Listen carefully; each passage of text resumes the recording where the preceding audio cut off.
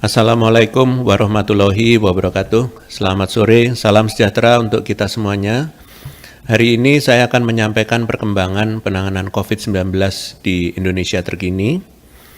Di beberapa negara tetangga Indonesia, jika dilihat pada perkembangan kasus mingguan di 4 negara, yaitu Jepang, Korea Selatan, Australia, dan Singapura, ternyata terdapat kenaikan yang cukup signifikan dalam 1 minggu terakhir. Per tanggal 31 Juli, kasus di Jepang bahkan mencapai angka lebih dari 1 juta. Korea Selatan juga mencatatkan angka 500.000 kasus lebih, disusul Australia dengan hampir 300.000 kasus, dan Singapura yang mencapai 54.000 kasus dalam 1 minggu. Kasus mingguan Indonesia menjadi yang paling rendah jika dibandingkan dengan 4 negara tersebut. Namun, meskipun begitu, kita tetap perlu waspada dengan kenaikan kasus yang terjadi di Indonesia. Di minggu ini, kenaikan masih terus terjadi, bahkan semakin banyak jumlah kasus mingguannya jika dibandingkan dengan minggu sebelumnya. Kasus positif mingguan di minggu ini tercatatkan sejumlah lebih dari 38.000, sangat tinggi jika dibandingkan dengan awal Juni yang hanya 2.000-an saja. Artinya, kasus positif mingguan telah naik sebanyak lebih dari 15 kali lipat dalam 2 bulan. Kenaikan ini juga diiringi dengan kenaikan kematian, meskipun tidak sesignifikan kenaikan pada kasus positif. Di minggu terakhir terdapat 91 kematian, di mana angka ini juga meningkat tajam dibandingkan dengan minggu sebelumnya yang masih berkisar di angka 40 kematian. Bahkan dalam beberapa hari terakhir, kita sempat menyentuh lebih dari 20 kematian dalam 1 hari. Jika dilihat pada tingkat provinsi, 5 provinsi penyumbang tertinggi kasus positif mingguan bergeser dibandingkan dengan minggu sebelumnya. Di minggu ini, Kalimantan Selatan masuk ke 5 provinsi tertinggi dengan kasus 610 kasus. Menjadi urutan kelima setelah DKI Jakarta, yaitu 19.000 kasus, Jawa Barat 7.000 kasus, Banten 4.000 kasus, dan Jawa Timur 2.000 kasus. Kematian di 5 provinsi ini juga menunjukkan peningkatan dengan DKI Jakarta menjadi provinsi dengan penambahan kematian bulanan terbanyak, yaitu 29 kematian. Disusul Jawa Barat dengan 11 kematian, dan sisanya kurang dari 7 kematian. Sayangnya angka keterisian tempat tidur atau BOR yang pada minggu-minggu sebelumnya dapat kita pertahankan di bawah 5%, nyatanya saat ini sudah mengalami peningkatan. BOR di DKI Jakarta menjadi yang tertinggi, yaitu 12,93%, disusul Kalimantan Selatan dengan 12,79%, dan Banten 11,85%. Jawa Barat memiliki angka BOR 8,28% dan hanya Jawa Timur yang angka BOR-nya di bawah 5%. Penting untuk belajar dari penyebab kenaikan kasus di negara lain agar kita dapat merefleksikannya dan mencegah semaksimal mungkin potensi tersebut terjadi di Indonesia. Di Jepang, kenaikan terjadi karena memasuki periode musim panas. Mobilitas masyarakat untuk rekreasi dan melakukan perjalanan baik internasional maupun domestiknya meningkat. Subvarian BA5 dan BA2 yang menyebar dengan luas seiring dengan kegiatan publik yang semakin meningkat menjadi penyebab terbesar kenaikan kasus di sana. Di Korea Selatan, kenaikan terjadi karena pembukaan perjalanan internasional yang dibarengi dengan penghapusan sebagian besar peraturan menjaga jarak sehingga hanya mengandalkan penggunaan masker saja. Di Australia, kenaikan terjadi karena subvarian BA5 yang menyebar luas di sana, diperparah dengan lonjakan kasus influenza secara bersamaan. Sedangkan di Singapura, kenaikan terjadi juga karena subvarian BA4 dan BA5. Hal ini menunjukkan bahwa ancaman varian baru COVID-19 tidak bisa dianggap enteng. Meskipun saat ini di Indonesia dampaknya tidak seperti negara-negara lain, Namun kita tetap perlu waspada karena kemungkinan lonjakan kasus ini masih ada. Kita perlu meminimalisir potensi terjadinya lonjakan kasus dengan belajar dari negara-negara tersebut. Pastikan perilaku hidup bersih dan sehat diterapkan dalam kegiatan sehari-hari karena tidak hanya dapat melindungi dari COVID, namun pola PHBS ini juga dapat mencegah kita terkena penyakit menular lainnya. Dengan begitu, daya tahan tubuh kita akan semakin meningkat dan potensi timbulnya gejala sedang dan berat juga dapat diminimalisir. Adanya ancaman subvarian BA5 dan BA4 ini perlu diantisipasi dengan pengetatan kembali kedisiplinan protokol kesehatan secara menyeluruh dan benar. Tidak hanya memakai masker, namun juga menjaga jarak dan mencuci tangan. Hal ini terbukti berdampak positif untuk menurunkan kasus di beberapa negara lain, contohnya adalah Perancis dan RRT, yang kembali menerapkan wajib masker kembali baru-baru ini. Peningkatan kasus yang terjadi berpotensi disebabkan oleh menurunnya kekebalan masyarakat terhadap COVID-19. Untuk itu, bagi masyarakat yang belum booster, untuk segera booster agar tidak hanya melindungi diri sendiri, namun juga orang lain, terutama kelompok rentan yang ditemui di rumah maupun di luar rumah. Dan kepada seluruh pemerintah daerah, terutama 5 provinsi tertinggi, untuk mengevaluasi penanganannya di daerahnya masing-masing. Apabila kenaikan kasus terus terjadi, perlu diambil langkah tegas untuk mencegah terjadinya kenaikan terus-menerus dan kembali membawa kita pada puncak kasus baru. Selanjutnya, saya hendak menggambarkan bagaimana perilaku masyarakat dalam menjalankan protokol kesehatan saat ini sebagai bagian dari perilaku bersih dan sehat dalam situasi pandemi COVID-19. Di tengah kondisi kasus yang kembali dinamis dalam beberapa minggu terakhir, COVID-19 mengingatkan kita kembali pentingnya konsisten mengendalikan peluang penularan secara bersama-sama. Secara spesifik, upaya 3M yaitu menggunakan masker, menjaga jarak, dan mencuci tangan. Sebagaimana pantauan kepatuhan protokol kesehatan secara nasional, nampak bahwa adanya kecenderungan sikap setengah disiplin dalam menjalankan 3M, yaitu sikap di mana hanya 1 atau 2 aspek protokol kesehatan saja yang dijalankan dari 3 aspek yang seharusnya tidak terpisahkan. Dan secara linear, kinerja pemantauan dan pelaporan kepatuhan di daerah pun semakin menurun, di mana dalam beberapa bulan terakhir, jumlah daerah yang melapor semakin berkurang. Hanya 17 dari 34 provinsi yang melapor pada pekan terakhir, yaitu antara tanggal 25 sampai dengan 31 Juli 2022. Kepatuhan memakai masker cenderung lebih rendah daripada menjaga jarak.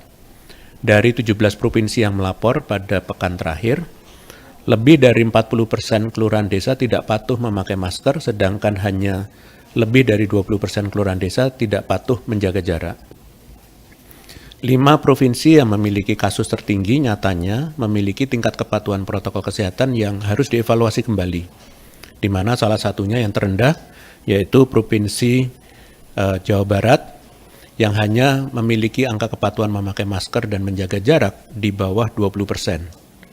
Saya berharap ke depannya baik masyarakat maupun aparat setempat yang memiliki kewajiban mengawasi kedisiplinan protokol kesehatan untuk sama-sama kembali membangun dan mengkonsistenkan atmosfer yang kembali patuh, taat, dan tidak menyepelekan. Ingat, walau COVID-19 dapat disembuhkan, namun upaya pencegahan jauh lebih baik dibandingkan harus diobati terlebih dahulu. Hal ini karena apabila terkena COVID-19, maka kualitas hidup akan berkurang dan berbagai aktivitas akan terhambat. Selain itu, kita juga berpotensi tinggi untuk menularkan orang lain, serta memiliki dampak jangka panjang atau long COVID di kemudian hari. Perlu menjadi perhatian semua bahwa beberapa penelitian pun sepakat bahwa jika kasus COVID-19 tidak terus ditekan, beban kesehatan masyarakat ke depannya akan semakin berat. Studi menunjukkan bahwa terdapat peningkatan jumlah kebutuhan kontrol medis lanjutan ke rumah sakit akibat gangguan kesehatan pasca sembuh dari COVID-19. Dan potensi tersebut akan lebih besar jika sebelumnya pasien tersebut memiliki riwayat gangguan kesehatan mental. Jika tidak ditekan kondisi ini, maka akan berpotensi mengganggu kualitas hidup perseorangan. Menilik beberapa waktu ke belakang, saya telah menjelaskan bahwa 12 upaya perilaku bersih dan sehat atau PHBS sebagai dasar untuk membentuk kondisi kesehatan masyarakat jangka panjang yang baik serta atau tidak nantinya. Di antaranya yang utamanya yaitu mencuci tangan, memakai masker, menghindari kerumunan, menghindari bersentuhan, rutin disinfeksi. Selain itu, jangan lupa untuk tidak keluar rumah saat sakit dan mengkonsumsi makanan yang sehat, hindari menyentuh wajah, secara aktif kegiatannya dan minum cukup air serta menjaga kesehatan mental dan tidur yang cukup. Oleh karena itu, gaya hidup bersih dan sehat adalah budaya yang tidak mengenal batasan waktu, harus dijalankan dengan konsisten dan sempurna untuk sepenuhnya terjaga. Kembali munculnya beberapa penyakit baru maupun yang sudah ada sebelumnya patut menjadi refleksi pentingnya membudayakan PHBS dalam berbagai ragam aktivitas kita. Saat ini, banyaknya negara yang kembali melonjak kasusnya akibat mandat pembebas masker maupun munculnya fenomena seperti COVID-19 rebound atau munculnya kembali gejala setelah sembuh.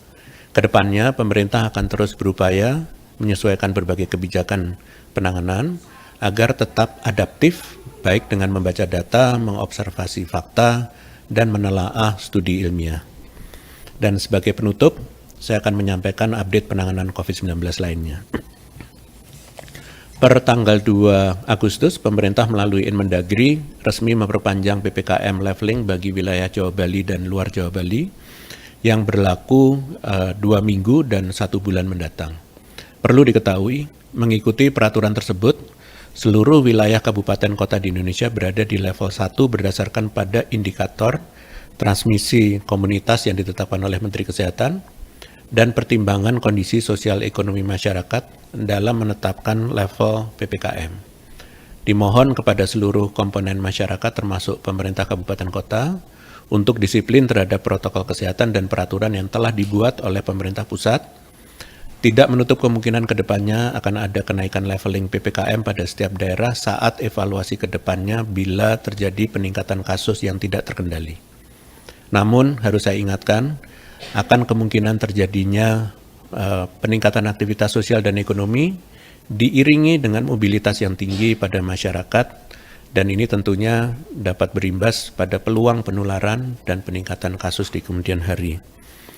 Oleh karena itu, saya meminta kepada seluruh pemerintah kabupaten kota untuk dapat mampu meningkatkan cakupan vaksinasi daerahnya yang kedepannya akan selalu diupdate oleh pemerintah pusat dan terus melakukan sosialisasi pentingnya PHBS kepada masyarakat untuk menjaga herd immunity tetap tinggi. Pemerintah pusat serta masyarakat akan terus mengevaluasi dan memonitor kinerja dari pemerintah daerah untuk menjaga keselamatan dan kesehatan dari setiap warganya. Selanjutnya, per 29 Juli kemarin berdasarkan surat edaran Kementerian Kesehatan telah memulai dosis booster kedua bagi sumber daya manusia kesehatan seperti tenaga kesehatan dan tenaga pendukung atau penunjang kesehatan. Saya menghimbau kepada seluruh SDM kesehatan untuk segera melakukan vaksinasi booster kedua di fasilitas pelayanan kesehatan atau di pos pelayanan vaksinasi COVID-19 dikarenakan sebagai kelompok yang memiliki risiko tinggi terpapar COVID-19. Sekian konferensi pers hari ini, saya lanjutkan dengan sesi tanya-jawab media. Terima kasih. Terima kasih, Prof. Pertanyaan pertama dari Akbar Evandio dari Bisnis Indonesia. Kapan vaksinasi booster keempat untuk umum, mengingat booster ketiga masyarakat sudah bakal memasuki 6 bulan sehingga berisiko imun turun? Terima kasih. Sebelumnya perlu saya jelaskan dari pertanyaan tersebut bahwa vaksin booster atau vaksin penguat yaitu vaksin yang diberikan setelah vaksin dosis inti yaitu dosis 1 dan 2. Pada prinsipnya, pemberian vaksin booster kedua akan diberikan berdasarkan prioritas terlebih dahulu yaitu tenaga kesehatan, lansia, dan penderita komorbid. Mohon menunggu informasi selanjutnya dari Kementerian Kesehatan terkait waktu pergiliran vaksin booster kedua ini untuk masyarakat umum. Selanjutnya, pemerintah sudah melakukan serosurvei kembali di bulan Juni-Juli tahun ini sebagai dasar pengukuran tingkat herd immunity masyarakat yang diharapkan akan keluar hasilnya sebelum tanggal 17 Agustus. Terima kasih. Baik Prof, pertanyaan kedua dari media yang sama. Di aplikasi Peduli Lindungi banyak terjadi kendala, salah satunya kemunculan sertifikat yang terhambat. Apa langkah yang harus dilakukan masyarakat untuk memperbaiki hal ini? Baik, terima kasih Bisnis Indonesia. Jadi masyarakat dapat menyampaikan berbagai macam informasi ke beberapa kanal atau mengadu sebagai yang disampaikan oleh Kementerian Kesehatan, yaitu melalui email ke pedulilindungi@kemkes.go.id atau melalui WhatsApp ke 0811 10 500 567. Melalui call center juga bisa ke 119 ekstensi 9, di mana lebih direkomendasikan untuk tanggapan yang cepat. Terima kasih. Baik Prof, pertanyaan selanjutnya dari Heru KBR. Prof, saya izin tanya terkait penerapan protokol di perhelatan ASEAN Para Games. Bagaimana penanganannya sebab sudah ditemukan juga per hari ini 17 kasus konfirmasi positif di sana. Terima kasih. Terima kasih pada KBR. Panitia langsung mengisolasi kasus sesuai prosedur penanganan kasus Omicron yang telah ditetapkan oleh Kementerian Kesehatan. Kami mohon juga kepada panitia dapat menerapkan prosedur dengan baik dan benar untuk memperbolehkan partisipan acara untuk kembali beraktivitas jika benar-benar sudah sembuh dan memastikan bahwa acara berlangsung dengan aman COVID. Terima kasih. Baik Prof, pertanyaan selanjutnya dari Suci, detik.com. Kapan gelombang Omicron BA5 akan tercapai, mengingat katanya akan tiba pada pekan kedua dan ketiga Juli. Selain itu, bagaimana upaya pemerintah bagi masyarakat yang tes antigen sendiri untuk menghindari Peduli Lindungi berwarna hitam, dan mungkinkah puncak tersebut tidak tercapai akibat hal ini? Terima kasih. Baik, terima kasih pada detik.com. Di luar dari prediksi yang ada, baik untuk kita tetap waspada dengan potensi penularan yang ada. Selain itu, dimohon berbagai opsi yang diberikan pemerintah khususnya terkait alternatif metode testing dapat dijalankan dengan bijak. Ingat, testing dilakukan untuk deteksi dini, bukan untuk menutupi kondisi kesehatan seseorang. Terima kasih. Pertanyaan selanjutnya dari theo.medcom.id. Apakah pemerintah mengizinkan masyarakat menggelar lomba 17-an secara langsung dalam rangka memperingati Hari Kemerdekaan Indonesia? Bila diizinkan, bagaimana antisipasi Satgas mencegah lonjakan kasus COVID-19 akibat meningkatnya aktivitas masyarakat? Terima kasih. Baik, terima kasih medcom.id. Masih ada beberapa jangka waktu menjelang 17 Agustus. Dimohon untuk seluruh masyarakat bisa mempersiapkan rencana aktivitas yang aman di tengah pandemi COVID-19 agar peluang penularan meskipun aktivitasnya meningkat ini dapat ditekan. Dan tetap utamakan protokol kesehatan dan ingat tunda kegiatan jika merasa sakit untuk kesehatan dan keselamatan bersama. Terima kasih. Baik Prof, pertanyaan selanjutnya dari Fitri, liputan6.com. BPOM telah menerbitkan izin darurat penggunaan vaksin Comirnaty atau vaksin Pfizer untuk booster anak usia 16-18 tahun. Lalu apakah rentang usia tersebut sudah boleh langsung dilakukan booster saat ini dan berapa targetnya? Baik, terima kasih liputan6.com. Saat ini perkembangan cakupan vaksinasi booster telah mencapai 27,22% dari sasaran vaksinasi yang sudah ditetapkan dan akan terus meningkat seiring upaya percepatan vaksinasi di seluruh daerah. Khususnya terkait dengan upaya booster untuk rentang usia yang lebih muda dari 18 tahun akan menunggu keputusan pemerintah ke depannya. Terima kasih. Baik Prof, pertanyaan terakhir dari media yang sama. WHO menyatakan bahwa setiap negara harus memprioritaskan capaian target vaksinasi 100% bagi tenaga kesehatan dan 100% bagi kelompok paling rentan termasuk lansia dan komorbid. Adanya strategi khusus untuk mencapai target ini? Baik, untuk saat ini pemerintah Indonesia mendahulukan cakupan vaksinasi pada seluruh target populasi rentan Jika stok dan kemampuan vaksinasi pun terus meningkat, maka cakupan pada setiap populasi pun juga akan terus ditingkatkan. Baik, terima kasih. Dengan demikian berakhir konferensi pers. Terima kasih atas perhatiannya. Wassalamualaikum warahmatullahi wabarakatuh.